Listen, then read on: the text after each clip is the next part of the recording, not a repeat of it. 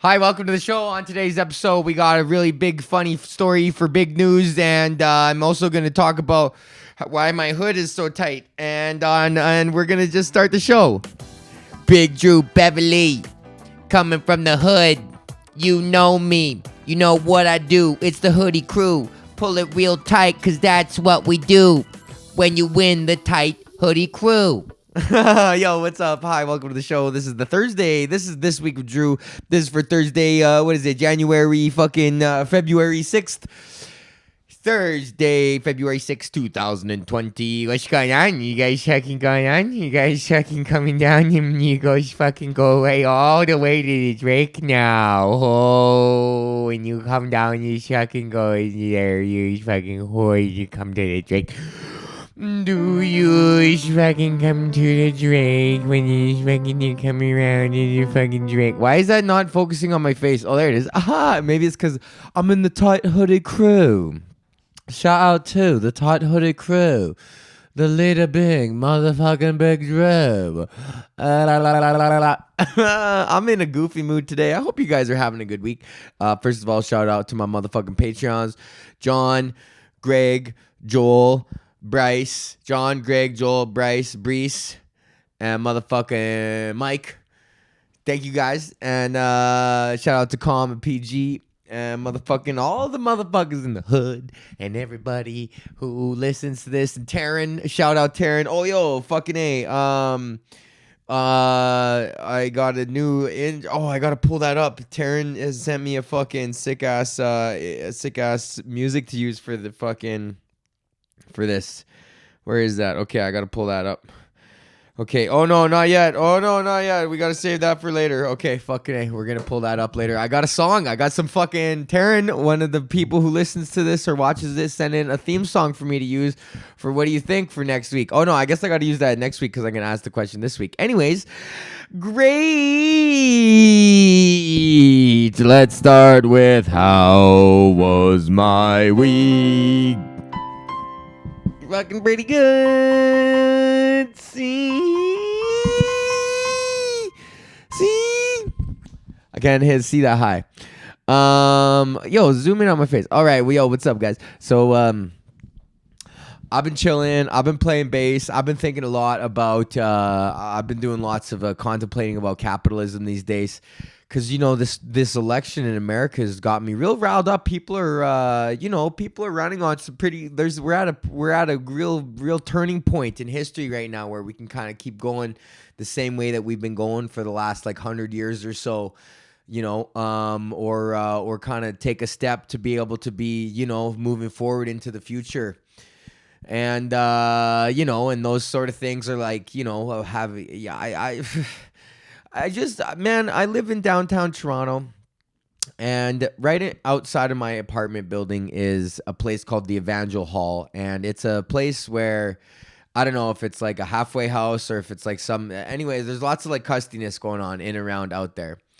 And I believe it's a place to try to help people, right? Who custiness, right? Try to alleviate the fucking custiness. And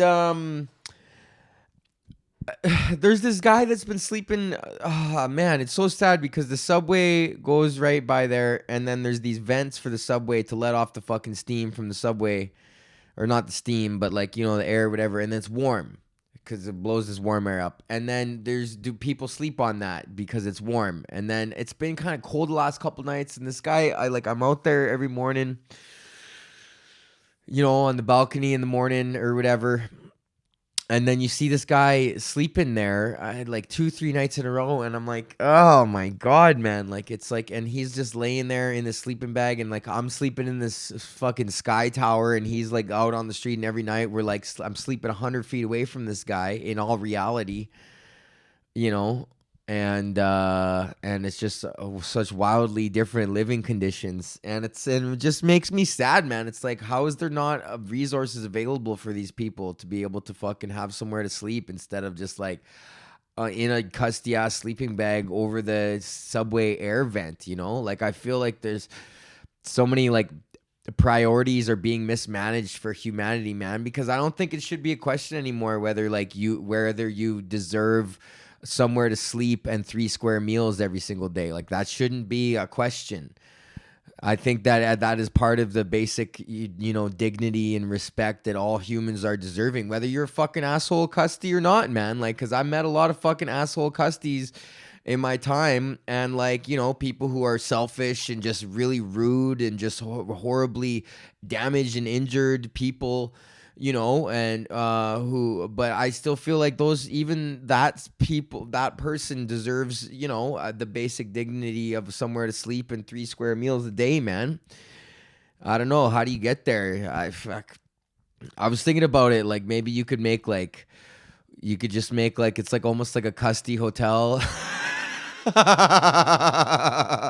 But like you got to keep it like clean. Like you'd have to like make it so like the bed's like kind of, it's like not like jail. That's the thing, is then it's like, where do you cross the line between like jail and fucking and just free, you know what I mean? Custiness for people to live like custy. Like I'd feel like you'd have to have some sort of badge ID system, and there'd have to be some sort of like check-in, check-out system, and like, only one person's allowed in there at a time, and there's like a basic like, you kind of got to fucking change into their clothes or whatever the fuck. And if you're gonna hoop, your fucking drugs, then you're gonna hoop your jugs. But really, I feel like, I don't know, man. And that's just sad because there's so much fucking money. Like I've been talking about this in my stand-up lately, but there's just so much money floating around at the top that it's like, it doesn't even, like, you can just fix these problems. Like it's just a matter of like, money isn't really, like, we always know that money isn't real or whatever, but it's like, it's truly like when you're talking about like, oh, a trillion, like 100 billion dollars. You know what I mean? Like, that's not really fucking realness. That's just zeros. It's like digital. It's all just fucking digital. There's nothing like intrinsically, there's no intrinsic value to fucking Bezos. You know what I mean? Like, if the fucking world ended in a week, that guy wouldn't be the emperor of the world just because he's the richest guy in the world, Like, there's no... once money doesn't fucking matter, then it comes down to like Daryl level like hunting skills, and like, Dick Pronicki, can you fucking build a wood shed and like get an elk for the winter and fucking hunt or whatever the fuck. I don't know what I'm talking about. I'm just sad about homelessness and like and like just general like fucking just the evil, the basic, like the sheer evil that's been being perpetrated for so long by like so many different facets of society.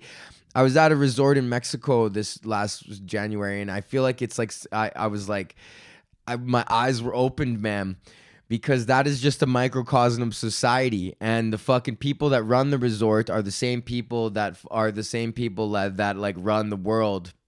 And the guests of the resort are the same people, are just everyday workers. You know what I mean?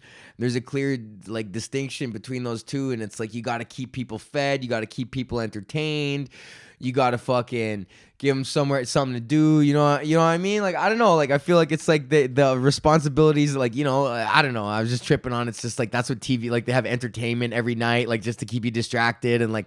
Just like that's what the TV is and internet and shit, and like even this sort of shit. Like, I don't know, man. Am I part of the fucking machine? You should watch that, Alone in the Wilderness. It's a documentary about this guy, Dick Pronicki. Courtney had a problem with it because it was just a white guy, and there was just like, they're fetishizing like the way that, Native Americans have lived off the land for hundreds of years or thousands of years before white people came. And then they just make a documentary about a white guy living by himself. Like, oh, look how astonishing he is. When it's like people have been living off the land for all that time, which is so true. But he's still a sick dude, and he did it by himself. That's the other thing about him, was that's, I think, the most remarkable thing. Not in the fact that he was really doing it. It's not really that remarkable, but the fact that he did it completely all by himself. Dick Pronicki, man, this guy. He's this guy who, Alone in the Wilderness is a documentary, or something called, it's not called Alone in the Wilderness. Maybe it is. Dick Pronicki. If you punch that into fucking YouTube. Man, this guy just fucking, at the age of 51, just decided to like shut life down. A year before he moved up to Alaska, Twin Lakes, Alaska. And this was like in the 50s too. So this guy was like born in like 1901 or whatever. And he's doing this in like 1950 something or 1960 something, right?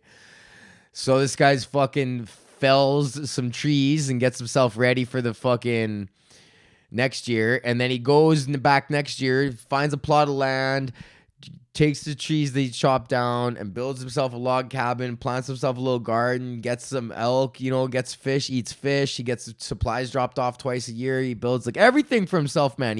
All he brought in was like the heads of his tools, and then he made handles for them. It's just nuts, and he makes everything out of wood, and then yeah, man, and he just lives this like super sick life, and like I just feel like I don't know, man. I want to get to that. I want to be fucking Dick Pronicki. Parkdale, Custy.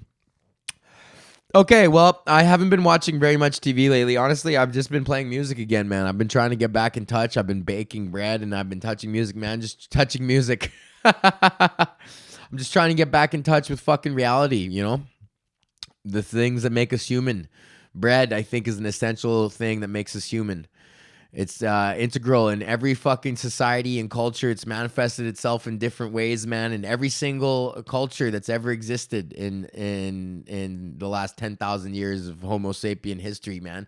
There's always some kind of bread going around, and liquor too. That's why I don't think bread and liquor is bad for you. I think it's sugar, man. Bread and liquor, people been fucking around with bread and liquor forever, buddy. What's wrong with fucking bread and liquor? They didn't have. The Romans were fucking around with bread and liquor. He lived to like 100, bro. People didn't start dying off early until the fucking Dark Ages and shit like that, and like like fucking bread and liquor, man. Nothing wrong with that. It's sugar that's bad. Processed sugar and shit like that, and monoglycerides and all that fucking garbage or whatever the fuck. That shit's bad, man. Anyways.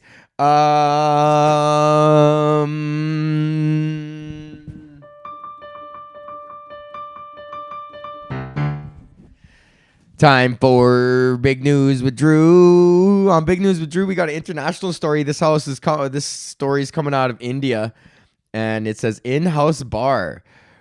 Kerala family stunned to find alcohol flowing from water taps.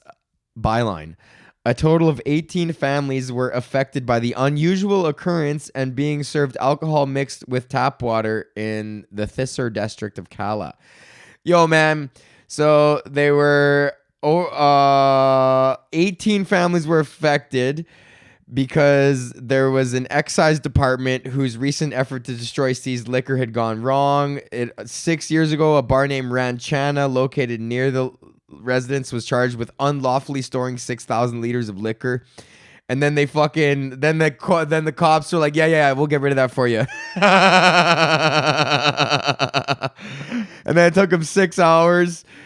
And then they dug a pit on the bar and emptied one bottle by another. So these guys, Terry, come on. Oh, that's Courtney coming home. Hello. Hi, it's okay. I'm almost done. It's okay. Don't say sorry. I'm just talking about this fucking bar in India that was stupid.